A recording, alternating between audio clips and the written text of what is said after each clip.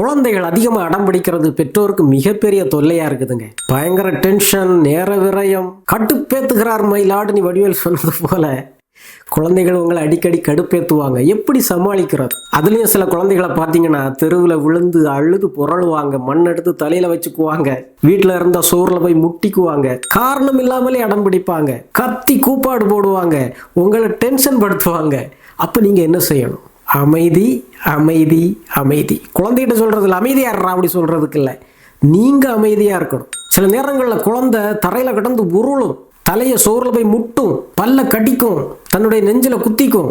கண்டுக்காதுங்க. ஒருபோதும் குழந்தை தன்னை காயப்படுத்தி ஆஸ்பத்திரி கொண்டு போகிற அளவுக்கு நிலைமை மோசமானது கிடையாது. எல்லாமே பிளாக்மெயில். அவங்க நம்மளை ஏமாற்ற பார்க்குறாங்க. அதனால உங்களால் அதை பார்த்துக்கிட்டு இருக்க முடியலன்னு சொன்னால் இடத்த காலி பண்ணிடுங்க.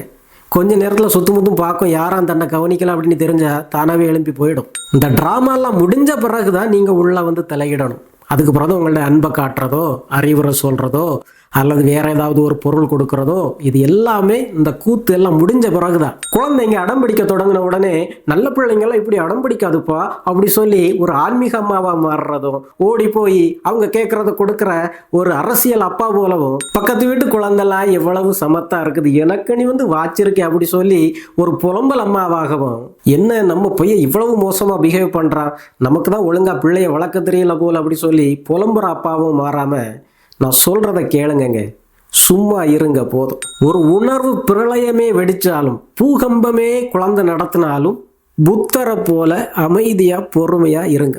சில பெற்றோர் தாங்க பொறுமை இழந்து, இப்ப என்ன பிள்ளை நீ, உன்னை பெற்றதுக்கு ஒரு ஆட்டு வரல பெற்றிருக்கலாம், இவனை கொண்டு ஒரு நாயிட்ட கொடுத்துட்டுவாங்க அல்லது காட்டுல கொண்டு போட்டுவாங்க, இவன் நமக்கு வேண்டாம், நீ என்கிட்ட பேசவே செய்யாது, நீ என் பிள்ளையே கிடையாது, இப்படிலாம் கத்த தொடங்குறது.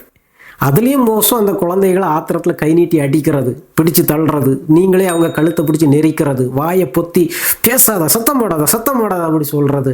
இதெல்லாம் அநியாயங்க. குழந்தை ஒருவேளை இப்படி அடம் பிடிச்சு அழும்போது உங்களுடைய ஆத்திரத்தையும் உங்களுடைய கோபத்தையும் அந்த குழந்தை மேல முழுமையா திணிச்சு அப்படியே அந்த குழந்தைய அடக்க பார்க்காதுங்க. அப்படின்னா குழந்தை உங்களுடைய குரலுடைய கொடூரத்தை பார்த்தோ அல்லது உங்களுடைய அடிக்கு பயந்தோ அந்த உணர்வு அப்படியே பதுக்கோங்க. உணர்வுகள் அடக்கப்படுறது ரொம்ப மோசங்க. குழந்தை உங்கள்கிட்ட நடிக்க ஆரம்பிச்சிடும். உங்கள் அடிக்கு பயந்து குழந்தை அந்த நேரத்தில் சமாதானமானது போல, சமத்தா இருக்கிறது போல நடிக்கும். நீங்கள் வேற போதாத குறைக்கு அந்த குழந்தையுடைய நடிப்புக்கு லீடு எடுத்து கொடுப்பீங்க. நீ குட் கேர்ள் தானே? ஆமாம் நான் குட் கேர்ள் தான் அப்படி சொல்லும். எங்க சிரி பார்க்கலாம், அழுறது எனக்கு பிடிக்கவே இல்லை, அழகா ஸ்மைல் பண்ணு, அந்த குழந்தை ஈனி இழிச்சு காமிக்கும். இது எல்லாம் நடிப்புங்க. உங்களுடைய அடிக்கோ திட்டுக்கோ பயந்து அவங்களுடைய நடிப்பை, போலி முகத்தை வெளிப்படுத்த ஆரம்பிப்பார்கள். அப்படி குழந்தை கத்தி ஆர்ப்பாட்டம் பண்ணும்போது அமைதியாக நின்று அவங்கள பார்த்துக்கிட்டே இருங்க. அவங்க கண்ணை உத்து பாருங்க. அவங்க உடம்புல இருக்கிற அந்த வைப்ரேஷன், அந்த கோபம், அந்த எரிச்சல் எல்லாம் அப்படியே உள்வாங்குங்க. அந்த குழந்தை கொஞ்ச நேரத்தில் அப்படியே அமைதியாகுங்க. இல்லை அவங்கள அமைதிப்படுத்தவே முடியலை, உங்களை அவங்க அடிக்கவும் கடிக்கவும் பிடிச்சு தள்ளவும் தொடங்குறாங்க அப்படி சொன்னால் நீங்கள் பதிலுக்கு எரிச்சல் படாமல் அப்படியே தனியாக ஒரு அறைக்கு ஒதுங்கி போயிடுறது நல்லது. ஒரு அறையில் போய் தனியாக உட்கார்ந்துக்கிறது மட்டுமல்ல, உங்களையே நீங்கள் திரும்ப திரும்ப சொல்லிக்கணும், எக்காரணம் கொண்டும் கோவப்படாத, பொறுமையாயிரு, குழந்தை சமாதானமான பிறகு போய் இந்தந்த வார்த்தைகளை சொல்லு அப்படி சொல்லி உங்களுக்கு நீங்களே ஒரு ட்ரைனிங் கொடுக்கணுங்க. அப்போ தான் குழந்தைய அடுத்த தடவை சந்திக்கும் போது நீங்கள் எதிர்மறை உணர்வுகளை, கடினமான உணர்வுகளை வெளிப்படுத்தாமல் பக்குவமாக நடந்துக்குவீங்க.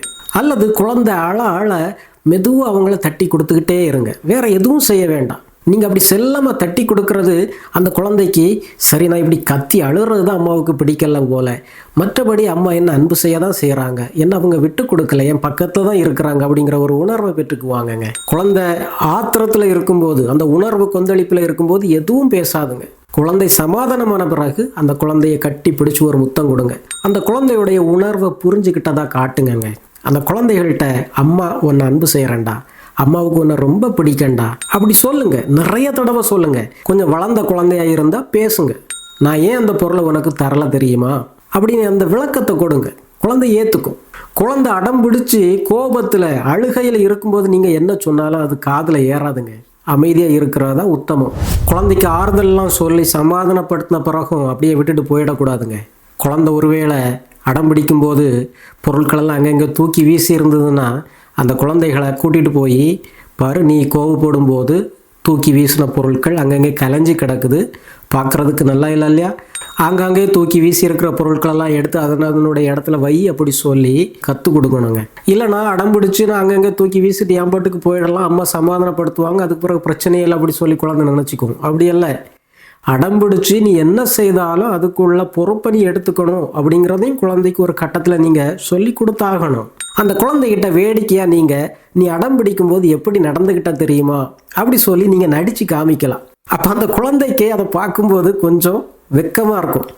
அப்போ அடுத்த தடவை அடம் பிடிக்கும்போது அந்த குழந்தைக்கு மனசில் தோணும், ஆஹா அம்மா இப்படிலாம் செய்து காமிச்சாங்களே, அப்போ நம்ம ரொம்ப என்ன செய்யக்கூடாது, அடம் பிடிச்சு ட்ராமா போடக்கூடாது அப்படி சொல்லி குழந்தை கற்றுக்கும். சில வேளைகளில் இந்த அடம் பிடிக்கிற குணத்தை நம்ம குடும்பத்திலிருந்தே கூட அவங்க கற்றுக்குறாங்க. கணவன் மனைவிக்குள்ள அடிக்கடி சண்டை போடுறாங்கன்னா, வாக்குவாதம் பண்ணுறாங்க அப்படி சொன்னால் அதிலிருந்தும் குழந்தைகள் கற்றுக்குறாங்க எப்படி அடம் பிடிக்கணும், சத்தம் போடணும் அப்படிங்கிறத. ஒரு கணவர் தனக்கு ஏதாவது தேவைன்னா அதை பக்குவமாக வார்த்தைகளை பயன்படுத்தி கேட்காம பல நேரங்களில் மனைவி கிட்ட சண்டைக்கு போகிறார். ஒரு மனைவி கணவன்கிட்ட ஏதாவது சாதிக்கணும், கேட்டு பெறணும் அப்படி சொன்னால் அவங்க பக்குவமாக பேசாமல் இருந்து அழுகிறாங்க, ஒப்பாரி வைக்கிறாங்க.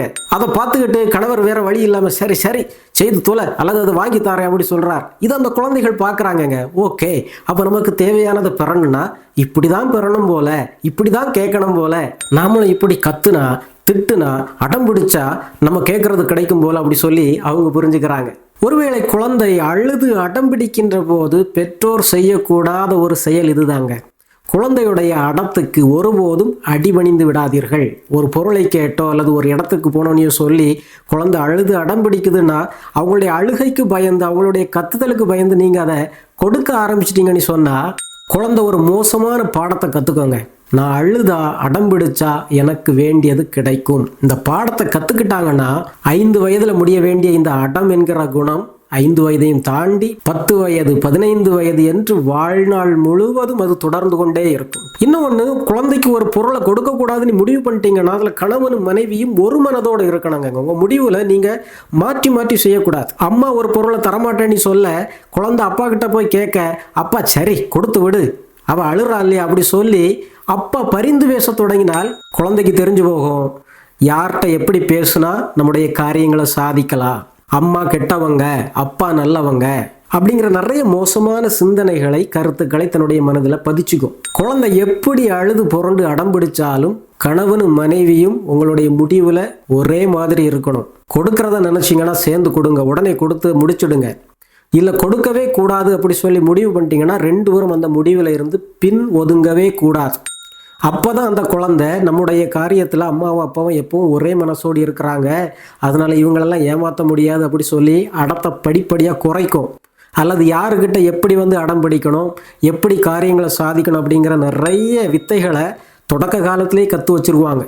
நீங்கள் அமைதியாக இருக்கிறது மட்டும் இல்லைங்க, வீட்டில் இருக்கிற மற்ற எல்லாருமே, பெரியவங்க, தாத்தா, பாட்டி, சரிதான் வீட்டுக்கு வர விருந்தினர்கள் யாருமே அந்த குழந்தைக்காக பரிந்து பேசக்கூடாது. எல்லோரும் உங்களது கருத்திலே ஒருமனப்பட்டு இருக்க வேண்டும். அல்லது சில நேரம் அந்த குழந்தை தரையில் கிடந்து உருளதை பார்க்கும்போது அல்லது சோறில் போய் முட்டும் போது அல்லது ரொம்ப கத்தி அழும்போது மற்றவங்களே ரெக்கமெண்டேஷன் பண்ணுவாங்க. அப்போ அந்த குழந்தை கற்றுக்கும். ரொம்ப கத்துனா, ரொம்ப ஆர்ப்பாட்டம் பண்ணுனா நிறைய பேர் நமக்கு ஆதரவாக வர்றாங்க, நமக்கு சப்போர்ட் கிடைக்கும். அதனால இன்னும் கொஞ்சம் கத்தணும், இன்னும் கொஞ்சம் ஆத்திரத்தை காட்டணும், இன்னும் கொஞ்சம் அடம் பிடிக்கணும் அப்படிங்கிற ஒரு உணர்வை பெற்றுக்குவாங்கங்க. குழந்தைக்கு ஒரு பொருள் கொடுக்கக்கூடாதுன்னு முடிவு பண்ணிட்டீங்கன்னா எப்போதுமே கொடுக்காதுங்க. ஒரு 2 வாரம் கொடுக்காம இருப்பீங்க, அப்புறம் ஒரு நாள் நல்லா அடம் பிடிச்சி அழும்போது கொடுக்க ஆரம்பிப்பீங்க. அப்போ அந்த குழந்தை என்ன கற்றுக்கும், அதிகமாக அழுதா கிடைக்கும் போல அப்படி சொல்லி தானே அவங்க கற்றுக்குவாங்க. அதனால முடியாதுன்னா முடியாது, இது சாப்பிடக்கூடாதுன்னா சாப்பிடக்கூடாது, அதை ஒருபோதும் நீங்கள் காம்ப்ரமைஸ் பண்ணாதுங்க. ஒரு 2-3 நிமிஷம் தரையில் உருண்டு பிறண்டு அழுவாங்க, அப்புறம் தானாக எழும்பி போயிட்டே இருப்பாங்க.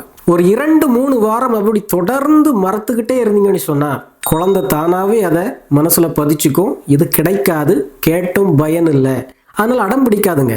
அடம் பிடிக்கிற குணம் வழக்கமாக ஸ்பீச் டிலே, பேச்சு தாமதம் இருக்கிற குழந்தைகளுக்கு அதிகமாக இருக்காங்க. ஏன்னா அந்த குழந்தைகளால் அவங்களுடைய தேவையையோ அவங்களுடைய கருத்துக்களையோ எண்ணங்களையோ உங்கள்கிட்ட பேசி தெரிய வைக்க முடியாது. அதனால் அழுது உருண்டு அடம் பிடிச்சு அவங்களுடைய உணர்வுகளை உங்கள்கிட்ட சொல்ல விரும்புகிறாங்க. அவங்களுடைய இயலாமையினுடைய ஒரு வெளிப்பாடு தாங்க அந்த அடம். ஆட்டிசம் குழந்தைகளுக்கும் இந்த அடம் பிடிக்கிற குணம் அதிகமாக இருக்கும். புலன உறுப்புகள்ல குறைபாடு இருந்தாலும் அடம் பிடிக்கிறது அதிகமாக இருக்காங்க. இந்த வயசுல ஒரு குழந்தைக்கு காது சரியா கேட்கலனாலோ அல்லது கண்ணு சரியா பார்வை தெரியலனாலோ நிறைய அடம் பிடிப்பாங்கங்க. அது மட்டுமல்ல, கை கால் வளர்ச்சியும் சரியா இல்லைன்னு சொன்னா அந்த குழந்தைகள் அவங்க நினைச்சதை செய்ய முடியல அப்படின்னு சொல்லி ரொம்ப அடம் பிடிச்சு அழ ஆரம்பிப்பாங்கங்க.